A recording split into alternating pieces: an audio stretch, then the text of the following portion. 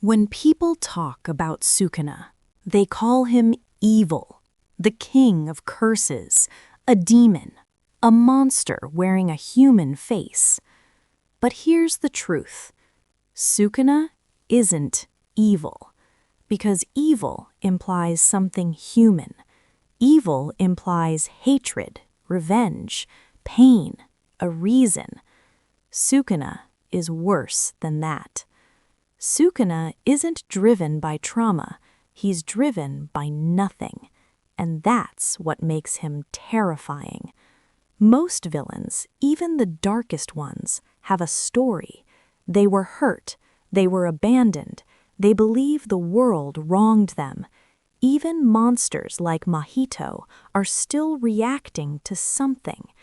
But Sukuna doesn't react.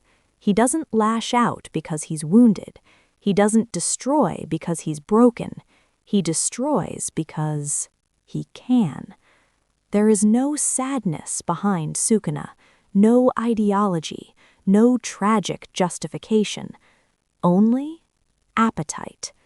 And that absence of meaning is more frightening than cruelty.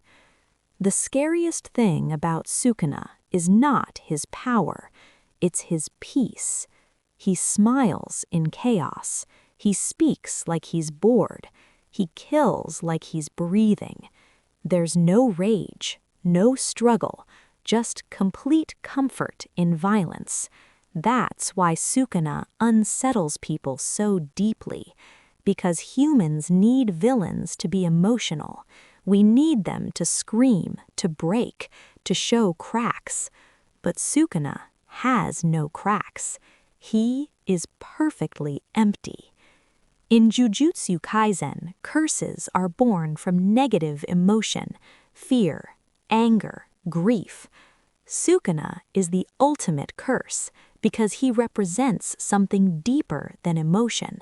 He represents meaninglessness, a world where strength is the only law, a world where morality is a joke, a world where life has no value unless you can protect it. Sukuna isn't evil. He is the universe without empathy. He is what happens when power exists without love. Evil still has rules. Even cruel people want something. They want control. They want revenge. They want validation. Sukuna wants none of that. Sukuna doesn't conquer. He consumes. He doesn't prove a point. He proves that points don't matter.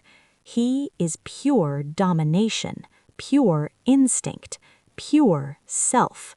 That is why Sukuna feels worse than evil, because evil is human.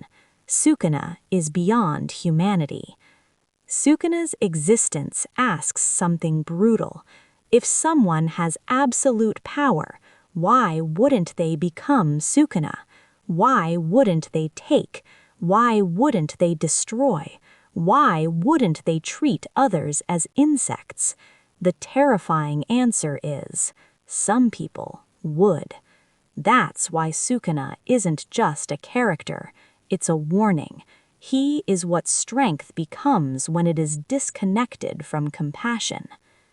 But here's the beautiful part.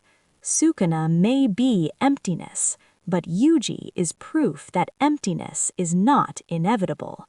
Yuji is surrounded by pain, by death, by cruelty, and still, he chooses kindness.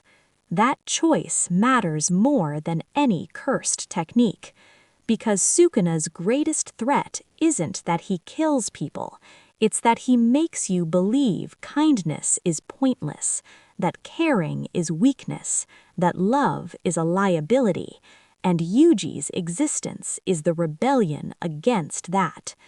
Sukuna doesn't hate you, he doesn't even see you, and that is the coldest kind of horror.